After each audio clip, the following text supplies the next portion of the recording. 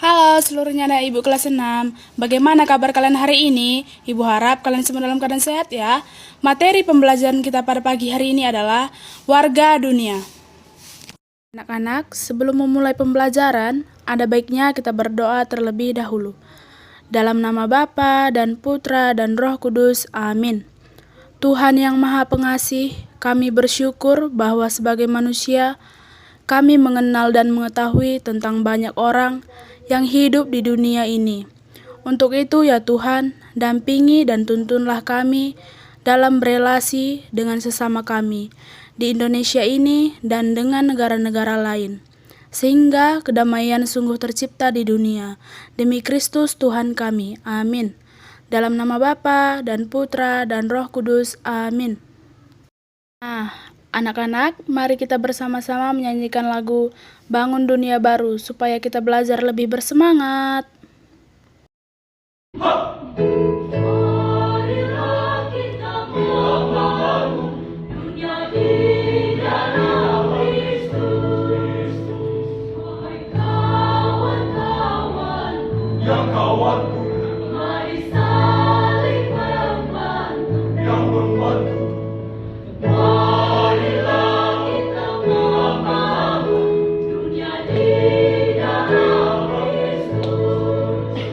Tunaikan Tugasmu selaku Rasul Yesus. Rasul Yesus. Marilah kita membangun dunia di dalam Kristus. Jangan bimbang dan ragu, Jangan ragu Roh Kudus membantu. membantumu. Marilah kita membangun dunia di dalam Kristus. Jangan engkau takut, Jangan takut, Tuhan ada sertamu. Dia sertamu. Marilah kita membangun dunia di dalam Kristus. Janganlah sabda Yesus, Sabda Yesus jadilah penyaksi. penyaksiku. Marilah kita membangun dunia di dalam Kristus. Marilah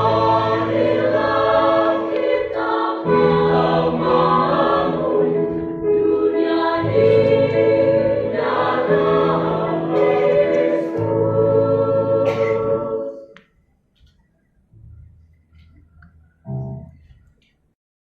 Anak-anak, coba kalian amati gambar berikut ini. Nah, setelah mengamati gambar, coba kalian jawab pertanyaan berikut ini. 1. Apa bentuk-bentuk kerjasama Indonesia dengan negara-negara lain? 2. Mengapa perlu menjalin kerjasama dengan negara lain? 3. Apa nama Badan Kerjasama Internasional dalam bidang kesehatan? 4. Apa manfaat kerjasama Indonesia dengan negara lain dalam bidang ekonomi? Nah, anak-anak, Ibu akan menjelaskan tentang kerjasama antar negara. Setiap negara mempunyai keterbatasan. Oleh karena itu, setiap negara membutuhkan negara lain untuk saling mengisi satu sama lain, termasuk untuk memenuhi kebutuhan masing-masing. Kerjasama antar negara mutlak diperlukan demi kehidupan bersama yang lebih baik. Berdasarkan data di atas, maka perlunya adanya kerjasama antar negara di dunia agar negara yang kaya dapat membantu negara yang miskin. Indonesia sebagai salah satu bangsa tidak bisa dilepaskan dari bangsa lain. Masyarakat Indonesia banyak bergantung pada negara-negara lain di dunia dalam berbagai bidang kehidupan. Dalam bidang ekonomi misalnya, kita membutuhkan barang-barang dari negara lain seperti kendaraan, barang-barang elektronik, makanan, dan lain-lain. Dari pihak kita mengekspor hasil-hasil pertanian, perkebunan, tambang, kerajinan tangan, bahan makanan, dan lain-lain yang sangat dibutuhkan oleh negara lain di dunia ini. Dalam bidang kebudayaan, kita membutuhkan ilmu dan tenaga pendidik, sehingga banyak warga Indonesia yang menuntut ilmu ke luar negeri, atau pertukaran mahasiswa antar negara. Nah, anak-anak, mari kita bersama-sama mendengarkan cerita tentang Indonesia mengirim bantuan untuk negara lain, yaitu Rohingya.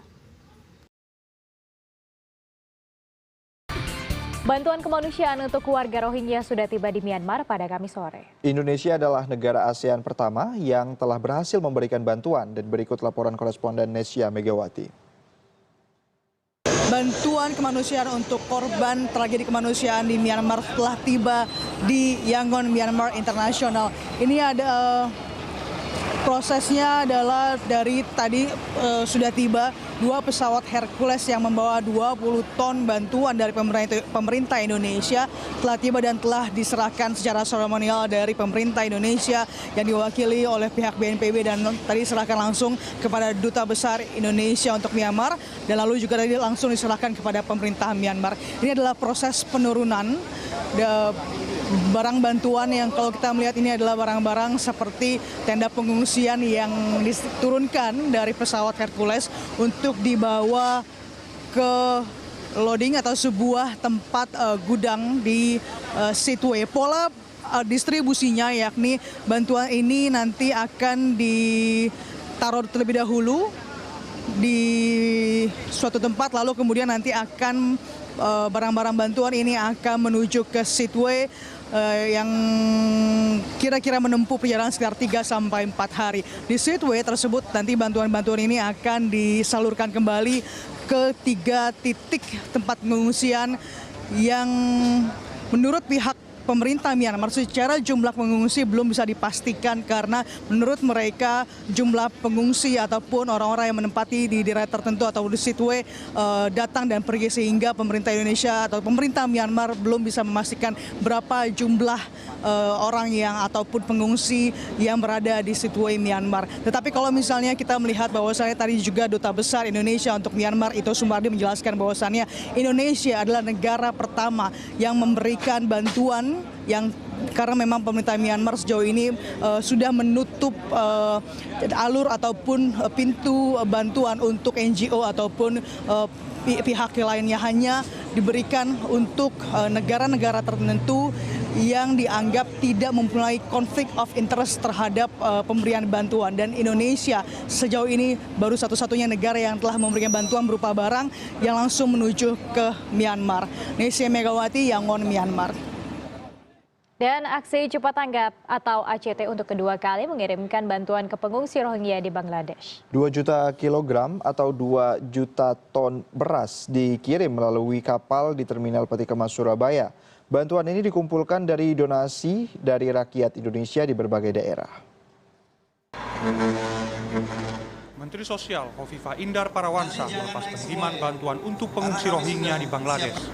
Bantuan tersebut berupa 2 juta kilogram beras yang dikirim melalui kapal dari Terminal Peti Kemas Surabaya. Menurut Ahyudin, Presiden Aksi Cepat Tanggap atau ACT, hanya butuh waktu beberapa hari untuk mengumpulkan beras sebanyak ini. Kapal akan berlayar menempuh perjalanan lebih dari 3.500 km. Bantuan tidak berhenti sampai beras saja. ACT bahkan menyiapkan bantuan skala besar lainnya, yakni pengadaan lahan pertanian dan penampungan sementara. Selain bantuan kemanusiaan berupa 2.000 ton beras ini, insya Allah ACT juga bersama Kemensos Republik Indonesia akan melanjutkan program yang akan segera di-launching oleh kita, adalah program pengadaan 1.000 shelter, ya, hunian nyaman lah untuk para pengungsi. Sebab hari ini kendalanya memang saya kira yang paling fokus selain makanan adalah tempat tinggal. Pemerintah pun mendukung program ACT. Pemerintah bahkan akan terus memberi perhatian pada keberlanjutan kehidupan pengungsi Rohingya di Bangladesh. Dari makanan sampai pemberdayaan ekonomi agar mereka bisa hidup mandiri. Karena penyiapan shelter, sekolah, apalagi lahan untuk kehidupan ekonomi masyarakat Rohingya yang sudah mengungsi di Bangladesh, saya rasa continuity-nya itu harus bisa disupport oleh produktivitas mereka. Tak lebih dari 30 km dari riuh pengiriman bantuan, Lebih dari 350 warga Sampang hidup sebagai pengungsi di rumah susun Puspo Agro dan mulai terabaikan. Mereka sudah tinggal di sana selama lebih dari 5 tahun. Ditanya soal apakah ada program bantuan ke pengungsi Sia Sampang, ini jawaban Ahyudi. Ada. Sia Sampang yang mengungsi di sana sudah 5 tahun, hampir 6 tahun, Mas. Ya, saya kira sampai saat ini bersama BNPB, bersama berbagai elemen, kita juga ya melakukan bantuan, saya rasa ya. Makasih ya. Makasih. Seperti Rohingya, rumah mereka dibakar dan dipersekusi karena perbedaan keyakinan. Bantuan mulai seret, hidup mereka pun tanpa pekerjaan. Kadang hanya menjadi kuli di pasar. Mereka yang mengungsi di negeri sendiri juga ingin diperlakukan sama. Tapi sayang kalau misalnya kita memperhatikan bangsa orang lain istilahnya, terus bangsanya sendiri masih ada yang terusir sama dengan saudara-saudara yang di Rohingya itu. Gerakan peduli Rohingya yang mengglobal menjadi ironi lantaran ada juga warga negara Indonesia yang menjadi korban tragedi kemanusiaan. Mereka yang terabaikan, mereka hanya ingin hidup tanpa menyandang status pengungsi, apalagi di negeri mereka sendiri. Miftah Farid, Surabaya. Anak-anak, mari kita bersama-sama mendengarkan ajaran kitab suci dan gereja tentang pentingnya kerjasama antar bangsa sebagai umat manusia ciptaan Allah. Allah Raja seluruh bumi. Kitab Mazmur 47 ayat 1 sampai 10. Mazmur 47 ayat 1 sampai 10. Allah, Raja seluruh bumi. Untuk pemimpin biduan dari Bani Korah. Mazmur, hai segala bangsa, bertepuk tanganlah, elu-elukanlah Allah dengan sorak-sorai. Sebab Tuhan, yang Maha Tinggi, adalah dahsyat, Raja yang besar atas seluruh bumi. Ia menaklukkan bangsa-bangsa ke bawah kuasa kita, suku-suku bangsa ke bawah kaki kita. Ia memilih bagi kita tanah pusaka kita, kebanggaan Yakub yang dikasihinya. Allah telah naik dengan diiringi sorak-sorai, ya Tuhan itu, dengan diiringi bunyi sangkakala. Bermazmurlah bagi Allah, bermazmurlah, bermazmurlah bagi Raja kita, bermazmurlah. Sebab Allah adalah Raja seluruh bumi, bermazmurlah dengan nyanyian pengajaran. Allah memerintah sebagai Raja atas bangsa-bangsa, Allah bersemayam di atas tahtanya yang kudus. Para pemuka bangsa-bangsa berkumpul sebagai umat Allah Abraham. Sebab Allah yang mempunyai perisai-perisai bumi, Ia sangat dimuliakan. Gaudium et Spes, artikel 1. Kegembiraan dan harapan, duka dan kecemasan orang-orang zaman sekarang, terutama kaum miskin dan siapa saja yang menderita, merupakan kegembiraan dan harapan. Duka dan kecemasan murid Kristus juga. Tiada sesuatu pun yang sungguh manusiawi, yang tak bergema di hati mereka, sebab persekutuan mereka terdiri dari orang-orang yang dipersatukan dalam Kristus, dibimbing oleh Roh Kudus dalam peziarahan mereka, menuju kerajaan Bapa, dan telah menerima warta keselamatan untuk disampaikan kepada semua orang. Maka, persekutuan mereka itu mengalami dirinya sungguh erat berhubungan dengan umat manusia serta sejarahnya. Oke anak-anak, inti pembelajaran kita pada hari ini adalah 1. Bumi segala isinya adalah ciptaan Allah dan kepada manusia sebagai citranya diberi kuasa untuk membangun dan memelihara dunia, terutama kepada pemimpin bangsa, supaya tugas dan tanggung jawab yang diberikan dapat terwujud. 2. Sesama manusia antar bangsa di dunia perlu membina kerjasama yang baik. Bangsa yang besar dan kuat membantu bangsa yang kecil dan lemah, sebab semua orang di segala bangsa saling membutuhkan dan melengkapi, sebagai manusia ciptaan Allah yang satu dan sama. Nah, anak-anak, untuk tugas kalian di rumah, tulislah sebuah doa untuk mendoakan orang-orang yang menderita di dunia, karena korban perang, bencana alam, terutama bagi kaum perempuan dan anak-anak. Nah, anak-anak, untuk menutup pembelajaran kita pada hari ini, mari kita berdoa bersama. Dalam nama Bapa dan Putra dan Roh Kudus. Amin. Tuhan, sebagai warga negara dunia, kami sadar banyak tugas dan tanggung jawab yang harus kami emban. Tetapi kami yakin dan percaya Engkau senantiasa menuntun kami dalam menjalankan semua itu. Bantu kami Tuhan dalam mewujudkannya. Demi Kristus pengantara kami. Amin. Dalam nama Bapa dan Putra dan Roh Kudus. Amin. Untuk anak ibu seluruhnya kelas 6, tetap semangat belajar ya nak. Jangan lupa mengerjakan tugasnya di rumah. Sampai jumpa di video pembelajaran berikutnya. Tuhan Yesus memberkati. Amin. Dadah.